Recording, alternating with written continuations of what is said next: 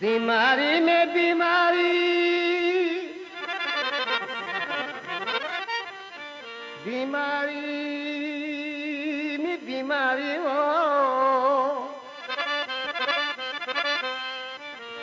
बीमारी में बीमारी व्यावे तर वधाए ओ हण को बर्फ सोना है ए जानी सवा जीअण जो। अदा ख़बर ॿुध दोस्तनि लिखियो आहे शार जाती खां मेहराब समेजे ऐं सिकंदर अली ऐं जब्बार सत्तार ऐं मामा मला ॿियो वरी नवाज़ मीर बहार। ॾिसी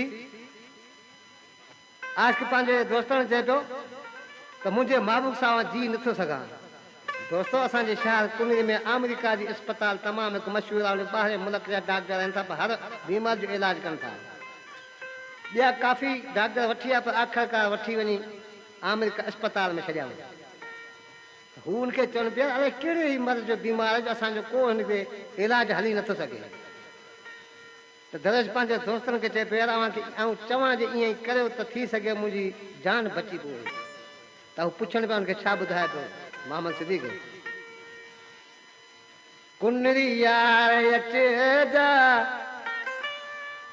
के अस्पताल में आया मुंहिंजा महबूब अमेरिकी अस्पताल में मुंहिंजो कमरे जो नंबर तव्हांखे ॿुधायां इहो ज़रूरु मूंखे लिखी ॾिजो।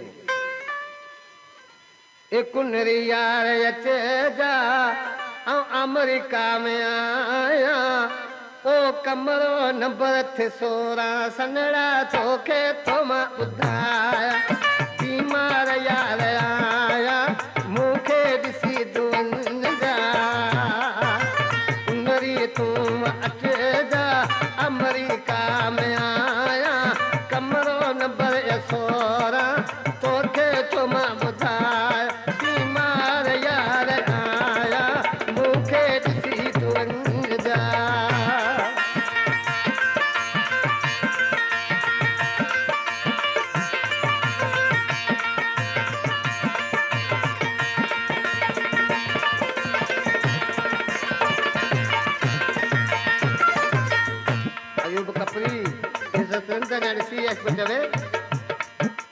खायण खट मथिया पानी तिरे शनि सहाय पानी तिरे शनि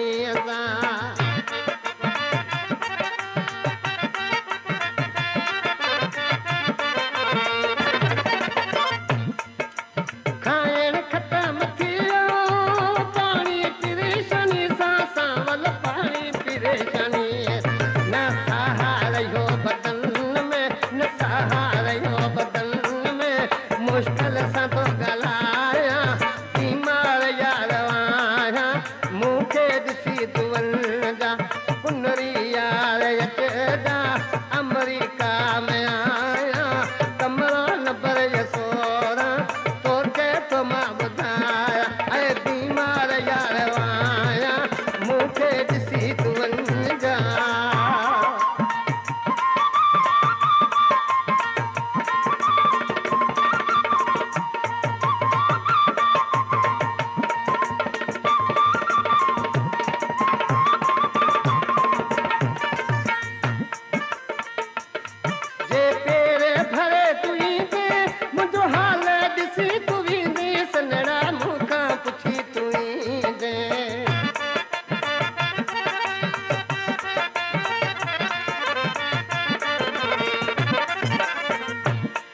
जे पेर भरे तू ईंदे मुख हाल पुछी तू ईंदे यार मुख पुछी तू ईंदे बीमारी छॾो वसाड़े बीमारी छॾो वसाड़े दुखड़नि सां पियो निभायां बीमार यार आहियां मुख पुछी तू वञ बीमार यार आहियां मूंखे ॾिसी तू वञ